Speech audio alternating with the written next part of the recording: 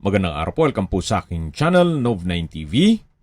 Patalasasan po, meron po ba kayong mga properties na napapabayaan or non-performing assets? Plan nyo yung ibenta, pero wala kayong oras pagbenta nito.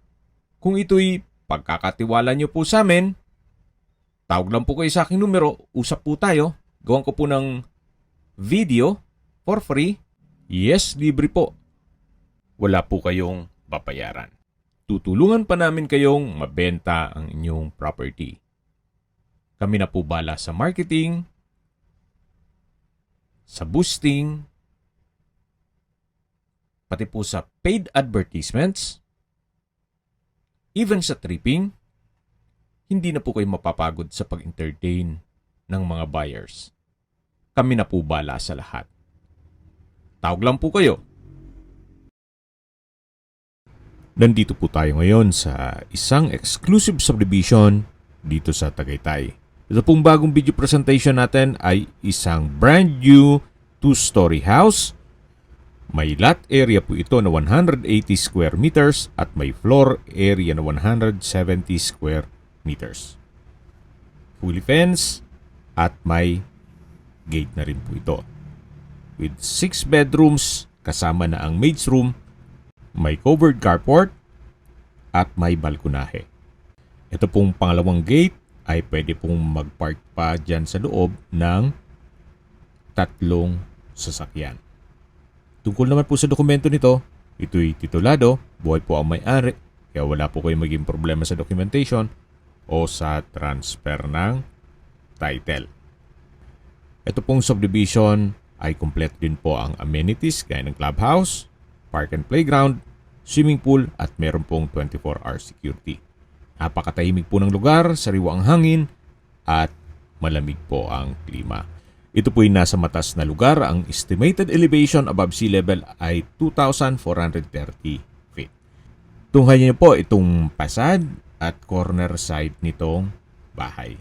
May corner glass windows, then powder-coated PVC frames. Ito po ay ready for occupancy. Kaya once na ma-acquire itong property, lilipatan nyo na kagad. Ito po yung covered na garahe. Nakakasya 2 sasakyan aside from dun sa open na area. At may access po sa dulo papunta naman sa setback ng buong property. Ito po yung main door at welcome po sa bahay ni Ma'am at Sir. Ito po yung living area o salas, naka-high ceiling, meron pong sliding glass windows, kaya napakaliwalas, premium tiles po ang ginamit dito sa flooring at open concept lang po ito. From living area to dining area hanggang sa kitchen. Pulido po ang pagka-finish nitong wall. Ito naman po yung kusina. May kitchen countertop, stainless sink with faucet, kitchen window, wall-mounted kitchen cabinet, at meron din pong storage ng kitchen utensils. May access door din po papunta dun sa open area nitong property. Hanggang dito po ay naka-tiled flooring. Dito po sa kabila ay may kitchen countertop din po. At ito po yung tinutukoy ko na access door na papunta naman dito sa open area. Na kung saan, kung marami po kayong sakyan, kasyang-kasya po dito ang 3 SUV. Yan po yung concrete fence. At babalik po ulit tayo dito sa loob. Ito po yung formal kitchen. Meron pong wall-mounted wooden shelf. At dito naman po yung access door na papunta sa open lanay. Yan naman po yung diretso papunta sa covered na garahe. At dito naman po ulit yung dining area. At matatanaw naman natin yung main door. At dito naman po yung hagdan. Ito po yung powder room. May hand wash basin, then water closet, at naka-tile bathroom wall. Ito naman po yung maid's room na may sariling toilet and bath. naka-tile flooring. Meron din pong sliding glass window. At ito po yung tinutukoy ko na banyo. Water closet. Then tile bathroom wall. Kompleto din po. Balik na po tayo dito sa may hagdan. Yan po yung powder room. At ito po yung dining area. Sa dulo naman yung access papunta sa kusina. Ito naman po yung hagdan. At ito naman po yung unang kwarto. Kung meron man po kayong PWD or senior citizen sa pamilya, itong kwarto na to ang para sa kanila. Malaki po ang espasyo, naka-tile flooring, meron pong corner glass windows, at yan po ang first bedroom. Na paglabas nyo po ay yung main door. Ito naman po yung hagdan, ito po yung naka wooden staircase at handrail. Meron din po ditong staircase window na nag-serves as natural sunlight. Samahan niyo po ako, akyat po tayo. At nandito na po tayo sa second floor. Ito po yung hallway papunta sa mga kwarto.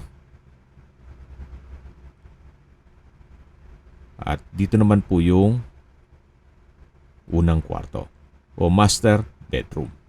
May corner glass window.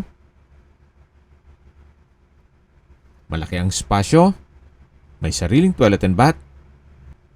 Wooden design ng tile flooring. At meron din po itong access papunta sa balkonahe. Pero bago natin i-check po yung balkonahe, eto na po munang toilet and bath. Meron po itong hand wash basin, bathroom window, water closet, may overhead shower, at ito'y naka-tile bathroom wall. Yan po yung toilet and bath dito sa master bedroom na napakalaki po ng espasyo.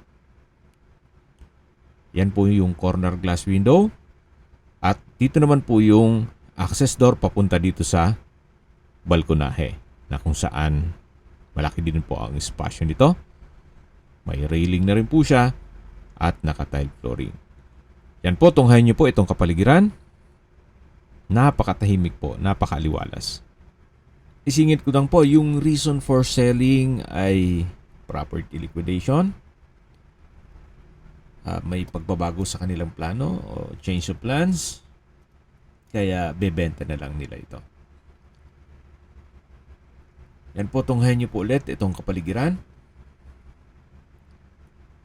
Yan po yung inyong mga magiging kapitbahay.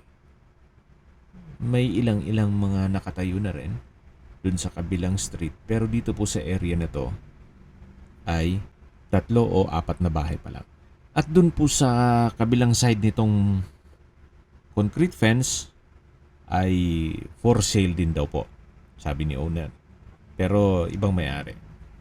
Kaya kung sakaling gusto nyo mas malaking lote, for sale po yung kabilang property. O lote lang po yun. Ito po ulit yung hallway. At ito naman yung third bedroom. May 2 sliding glass window, tile flooring, may mga outlet na rin, at maayos po ang pagka-finish ng wall. Dito naman po yung fourth bedroom. Sa spasyo, malaki din po siya. Halos same design. May 2 sliding glass window. Then, naka-tile flooring. At meron na ring mga outlet. Quality po ang pagka-finish ng wall. Wala po kayong ipapagawa na dito. Ito po'y brand new. At dito naman po yung panglingwang kwarto o 5th bedroom. At kung isama sa bilang yung maid's room na pang-6 na kwarto. Ito po yung last bedroom. Maayos din po siya at meron pong glass window. Then may space para sa wardrobe. Ito po yung common toilet and bath.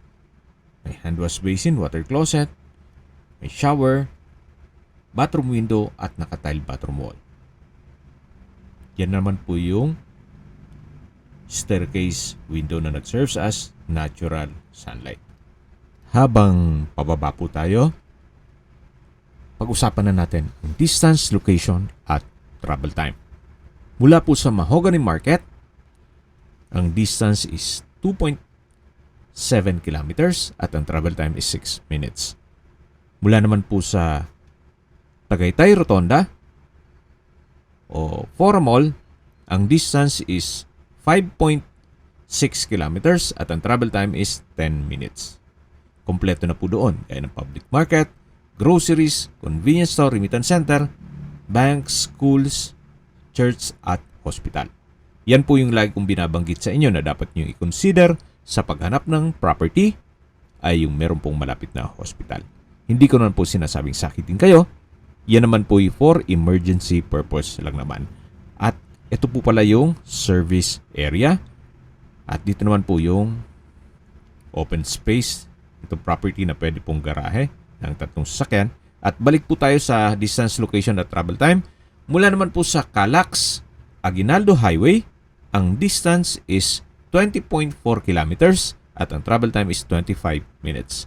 Mula naman po sa Manila o sa airport, ang distance is 60.2 kilometers at ang travel time is 1 hour and 20 minutes. Okay, sa presyo na po tayo. Binebenta po ito ni owner sa halagang 15.9 million pesos net. Ibig pong sabihin, si buyer na po ang sasagot sa lahat ng taxes at expenses with regard to documentation. Kung magkano lang po yung nagastos niya, maibalik lang daw, then okay na sa kanya. So 15.9 million, meron po kayong brand new 2-story house na nasa loob ng isang exclusive community na kompleto ang amenities at meron pong 24 hours security. Nasa matas na lugar, kaya flood-free area. Once na ma-acquire nyo po ito, pwede nyo na pong lipatan kaagad. Hindi nyo na po kailangan mag-antay ng mga ilang weeks para ma-turn over sa inyo.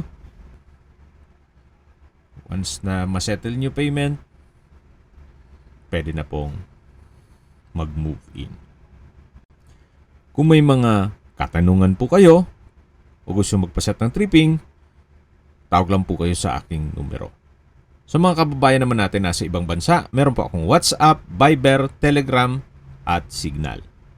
Same number lang po, 0917-316-3399. Sa mga nagtatanong naman po ng aming Facebook, meron po aming Facebook page na Nov9TV at Facebook Real Video. Meron din pong TikTok at Instagram. May ibang YouTube channel po kami, the Nov9TV channel, Nov9TV Listings, Nov9TV On The Spot, Nov9TV Updates,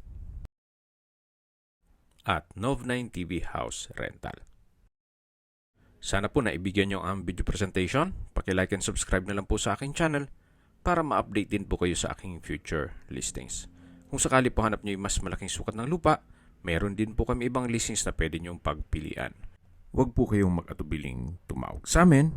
Then, let us know your budget para malaman namin kung anong property pwede naming ilog sa inyo. Sa lahat pong viewers, subscriber at nagtiwala po sa amin, salamat po sa suporta. Ingat po kayo lagi at yung pamilya. Maraming salamat po.